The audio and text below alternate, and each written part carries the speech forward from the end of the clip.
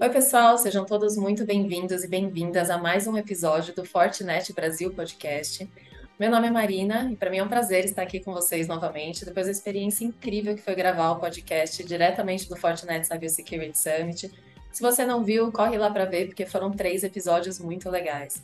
Mas hoje a gente vai falar sobre estratégias de automação em processos de cibersegurança e também sobre inteligência artificial generativa, que é um assunto que o nosso convidado adora falar. Então, hoje a gente tem aqui para conversar o Eduardo Anselmo, que é Head Global de Cybersecurity da Experian. Eduardo, muito obrigado pela sua presença aqui hoje com a gente. Seja muito bem-vindo. Legal. Vai ser um tema bem interessante, algo que eu sou bem apaixonado e vamos que vamos. Legal. Vai ser E, bom, já vou interessante. avisar aqui que vai ser difícil chamar o Eduardo de Eduardo, porque o Du é um amigo meu de longa data. A gente trabalhou juntos numa agência de publicidade lá no ano 2000, então não façam as contas da nossa idade, mas eu já trabalhava na área de comunicação, o Eduardo trabalhava na área de TI, e então para mim é uma honra ter aqui ele como entrevistado, sabendo de toda a trajetória, de tudo que ele já conquistou de todos os países que ele já trabalhou. Então, eu queria aproveitar para pedir para o Du contar um pouquinho dessa trajetória, o que você viu mudar, né, de lá para cá, e especialmente por que você escolheu a área de cibersegurança. Eu acho que, como muitos da área de tecnologia, né, que estão hoje dentro de segurança ou cyber, eu comecei dentro de infraestrutura e redes, né, principalmente no começo dos 2000. Até que eu tive uma primeira oportunidade já gostava bastante de infraestrutura, de redes, de trabalhar próximo a uma área de segurança da informação, né, o que era talvez no começo dos 2000, um embrionário do que a gente chama hoje de SOC ou CFC. E foi bem interessante, né? Trabalhar com ferramentas de filtro de conteúdo, enfim, como um analista, né? E ao longo do processo, eu passei por algumas empresas aí como engenheiro de plataforma, de montar desde um firewall, ferramentas de segurança até um data center inteiro, aqui em outros países também, como você comentou, mas engenheiros de cibersegurança, depois a coordenação e os cargos de liderança. E uma coisa que eu percebi ao longo dessa jornada é que, conforme os anos passavam, a cibersegurança, a segurança como um todo, ela se profissionalizou, né? Ela se ramificou, ela ficou muito granular. Quando a gente coloca as três caixinhas, né? A gente fala assim de GRC, né? Que está com uma face mais próxima ao negócio, lida com políticas, lida com o atendimento de segurança dentro do negócio, é um merge mais próximo da necessidade do business. A engenharia de cyber, que você implementa a solução, cria as políticas, né?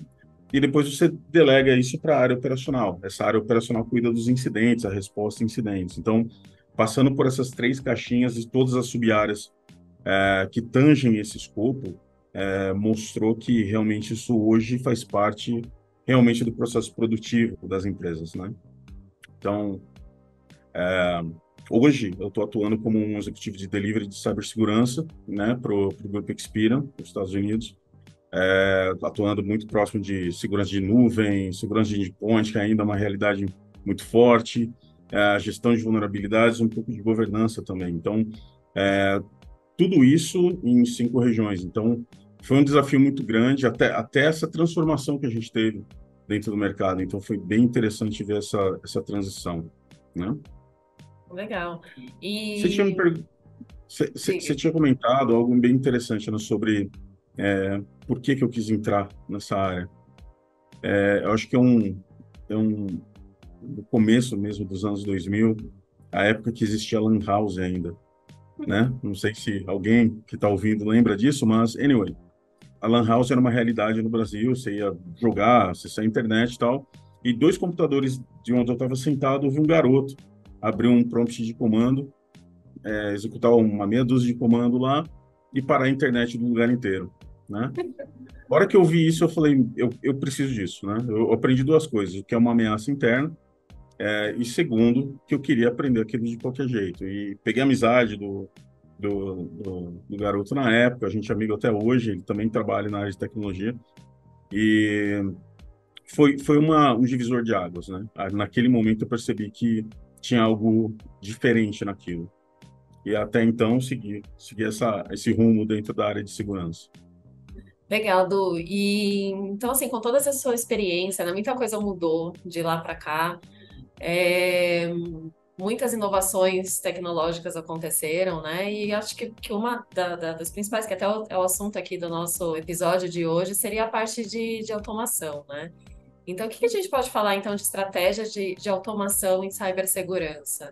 Quais são os principais benefícios? Eu imagino que um dos principais benefícios seja o tempo, né, de detecção e resposta em caso de incidente. Então, assim, qual a sua experiência, como você aplica, né, a automação, então, no seu dia a dia?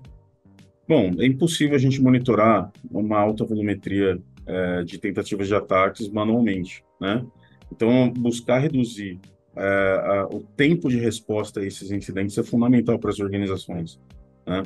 Quando a gente olha para algumas matérias que apontam que a gente teve 23 bilhões de tentativas de ataques apenas no H1 no primeiro semestre de 2023, significa que os cyberataques estão olhando com um foco muito forte em monetização, né? Principalmente para dados sensíveis das organizações, a gente falando de PII, PCI, PHI, propriedade intelectual e muitas outras, né? Mas é interessante quando a gente olha essa volumetria de ataque, que é literalmente impossível você olhar isso manualmente, e entender algumas categorias desses ataques, né? A gente está falando de exploração de redes, estamos falando de botnet, estamos falando de sequestro de dados e wipers, né? Para limpar os traços do que aconteceu.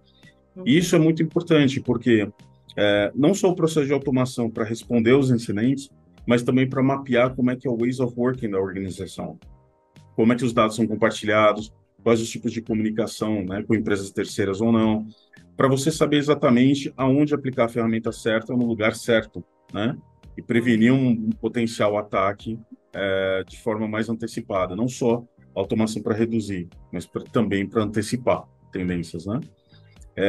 E fora a questão de você, através de utilizar basicamente todas as ferramentas de infraestrutura da organização, não só apenas as de cibersegurança, para que possa gerar dados palatáveis para o C-level, né, para os executivos das empresas entender exatamente aonde a gente precisa melhorar ou não. Isso até ajuda a justificar potenciais investimentos, né? Aham. E já entrando então na parte de inteligência artificial generativa, que a gente, né, só ouve falar dessa tecnologia ultimamente, como que a inteligência artificial então influencia nesse processo de automação, né? E, e principalmente em termos de eficácia e de segurança, né? Como que uma coisa aí, né, pode ajudar ou atrapalhar a outra. Elas são ferramentas complementares, né? Mas eu tenho visto muita a tendência da IA generativa ser direcionada tanto para ataque quanto para defesa, né? Sim. Algumas ferramentas, principalmente no contexto de endpoint, já estão embarcando processos de simulação de ataque e defesa, mapeamento de padrões de ataque, inclusive criando os próprios playbooks, né? Isso está ajudando bastante a reduzir a pressão em cima do nível operacional da cibersegurança, né? Para você levar os recursos para um trabalho um pouco mais estratégico na organização, mais tático, estratégico, né? Enquanto a máquina está olhando para alta volumetria e comportamentos suspeitos dentro da organização. Aqui a gente ainda está falando numa cibersegurança mais tradicional, né? Porém, é importante que a gente considere que quando a gente traz a IA, machine learning, IA, para um lado vermelho, para um lado de ataque, a gente está falando de malwares com código fonte muito avançado, estamos falando de roubos de credenciais, de identidade, escaneamento em massa, em tempo real. A gente está falando de um processo de escaneamento na internet pública, direcionado, phishings mais elaborados, né, spear phishings, com alta qualidade, né? Então, a gente está falando que vai ser um novo cenário de cibersegurança. A gente está falando de 2022 para frente, a gente vai ter um cenário onde talvez a gente não consiga mais identificar se a gente está falando com a pessoa certa. Então, o ponto que eu estou querendo chegar eu posso saber se você é uma pessoa que fala de uma maneira formal, Você utiliza uma gíria, a sua forma de escrever, né? Com abreviações, né? Com um estilo próprio só seu. Eu posso associar isso a um vídeo que você postou no Instagram e eu posso fazer uma correlação com isso tudo para me passar por outra pessoa, né? Tem sim. até um vídeo bem interessante, pesquisando no YouTube, o Schwarzenegger falando em português. Então você vê o lip sync, né? O deepfake, bem elaborado, falando em português com um leve sotaque austríaco, leve. E é bem interessante porque ele acaba convencendo quem assiste, né? Hum, Ou seja, só é o limite. Se eu posso fazer isso por um entretenimento, eu também posso fazer isso me passando por um CEO, claro. CFO, ou qualquer outra pessoa da organização. Então, a gente está falando de um novo nível de cyberataque, né? Onde a gente teria que se preocupar com a cibersegurança mais tradicional, ferramentas, mas também a gente está falando de identidades, acesso, né? É, espionagem industrial um pouco mais elaborada, com base em conhecimento, informações em massa que se tem publicamente que uma IA generativa poderia facilmente consumir. Então, a gente está falando aqui de entrar numa era onde a automação na criação e disseminação de deepfakes e outros conteúdos sintéticos podem ser um novo divisor de águas, né? Dependendo como ele for desenvolvido e direcionado. Então, a gente está falando produção e edição de vídeos, criação de texto e imagens de alta qualidade. Estamos falando de fatos e notícias que nunca aconteceram para corroborar determinado tema, né? Estamos falando dos conteúdos, como eu comentei, conteúdos muito bem escritos, muito bem direcionados para engenharia social e fraude, né? Então, vai Isso ser é um muito momento assustador, né? Quando a gente começa a é, pensar, porque a gente aqui que trabalha com cibersegurança, eu pelo menos, assim, eu desconfio de tudo, de qualquer e-mail, de qualquer mensagem. Mas mesmo assim, às vezes você fala, cara, mas será que eu deveria, né, dar atenção a isso? Imagina, né, a pessoa que não tá nesse, né, que não tem esse dia a dia, né, de desconfiar, né, digamos assim. Então é muito complicado. sim, sim. E daí a importância do investimento em cibersegurança desde já, né? A gente está começando a discutir sobre a questão de colocar a IA dentro de produtos, né? Uhum, Cibersegurança e IA dentro de produtos, né? Quando sim. você olha para o cenário industrial, quando você olha para o cenário de mercado financeiro, assim por diante. Então, a gente está falando de uma nova realidade, né? Então, eu vejo oportunidades, sendo bem transparente, eu vejo oportunidades para muitos novos unicórnios aparecerem, né? Tanto, tanto do lado azul, né, de uma defesa, quanto um lado vermelho, quanto um ataque, porque é um novo cenário. Eu falo de 2022 para frente, porque IA não é um tema novo, mas a gente está falando de um acesso público em massa, né? Que começou no último ano e se consolidou de uma forma consolidou para ficar. Então, é um ponto que vai trazer um novo nível de cibersegurança para o mercado, né? Sim. E como então trazer um equilíbrio aí entre a segurança e a experiência do usuário interno de uma empresa, né? Porque a questão da proteção dos dados, né? E da segurança tem que ter ali um equilíbrio para que, né? Tipo, os usuários internos não sintam, né? Essa dificuldade. Você falou de ways of working, né? Então, os processos. Como trazer esse equilíbrio, então? Para dentro de uma empresa. Eu acho que cada vez mais a cibersegurança está fazendo parte do processo de negócio, o que acaba facilitando, né? A gente falar de modelos, por exemplo, de três linhas de defesa, onde o negócio faz a primeira barreira, né?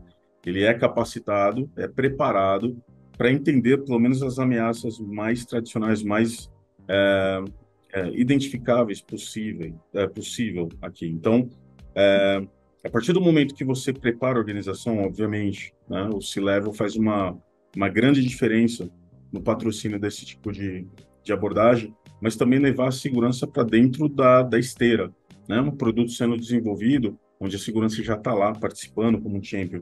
Isso não é uma abordagem nova, mas é uma abordagem que é necessária. E é uma abordagem que vai se adaptando com o tempo, conforme a necessidade, principalmente numa era de M&As, a gente precisa estar muito preparado e entender dentro da organização cada negócio novo, contexto novo que até então você não mexia. Por exemplo, uma empresa que trabalha com crédito, né? De repente começa a trabalhar com um novo tipo de produto. Ok, vamos adaptar a segurança e levar o nosso pessoal para lá. Então, existem algumas oportunidades bem interessantes para envolver a segurança e identificar já na origem do desenvolvimento do produto, do pipeline mesmo, o processo de segurança a ser embarcado. Então, vejo com Uhum. bons olhos aí como o mercado está evoluindo nesse sentido e globalmente falando. Eu acho que tem alguns desafios ainda, mas olhando de ferramental, olhando em processos e pessoas, esse pilar está cada vez mais próximo. E a gente até, você até comentou, né, a parte de, né, de regulamentação, né? Então, ainda falando dessa questão da proteção de dados, né? Como você acha que as empresas, né, devem lidar com essas questões de proteção de dados, LGPD e todos esses processos, né, que, né, voltados para a governança, como que as empresas têm que lidar com isso? Esse é um processo bem amplo, né? Porque quando a gente fala de uma proteção de dados, a gente tem que considerar, por exemplo, a origem do dado. Como eu armazeno esse dado, como eu monitoro esse dado numa base de dados, como esse dado transita dentro da organização, né? A cada um desses milestones, a gente está falando de ferramentas distintas, processos distintos, pessoas que precisam estar envolvidas nesse processo, né? De data governance, por exemplo. Mas também a gente olha na ponta, né? A terceira extremidade, que seria o compartilhamento desses dados. Então, quando a gente fala do processo de loss prevention como um todo, ele é muito mais abrangente e é importante, né, que a organização cumpra essa ideia. Até porque, quando a gente fala de proteção de dados, não apenas a questão da regulação, a gente fala da figura do DPO como um ponto central, sim, ele né? Vai fazer todo o processo de curadoria desses dados. No entanto, a gente precisa dar um insumo necessário, olhando do ponto de vista de cibersegurança, para conseguir fazer a rastreabilidade dessa informação, saber quem tem acesso a ela, por quê, quando, né? Para que saiba, para que tenha insumos o suficiente para criar uma política decente, né? Uma política que seja aderente àquela organização. E cada uma vai ter um cenário distinto. E é bem interessante isso, né? Porque quando você olha um mapa global sobre proteção de dados, poucas regiões do mundo realmente incorporam o processo de data protection na região. Quando eu falo região, não é apenas uma empresa tentando se adequar à regra com ferramentas e processos. O que eu estou querendo dizer isso é o governo apoiando as empresas, são as pessoas daquele país entendendo a importância dos seus dados pessoais, né, e fazendo um processo educacional do país como um todo, né, não só o lado das empresas, o que acaba balanceando bastante a questão da penalidade. Então, quando você olha, é um quadro bem interessante, né, porque quando você olha a volumetria de penalidades regulatórias, quando você olha para Estados Unidos e Europa, eles são infinitamente maiores, eles pegam um top 3 mundial, né? A gente está falando de cerca de 9 milhões de penalidades por ano, de dólares, né? Olhando Uhum. para o Brasil, que está em 16º, né? E é bem interessante isso. Quando a gente olha no Cost of a Data Breach, a gente vê isso muito claramente. Porque os países que você tem uma maturidade maior nos processos de proteção de dados, né?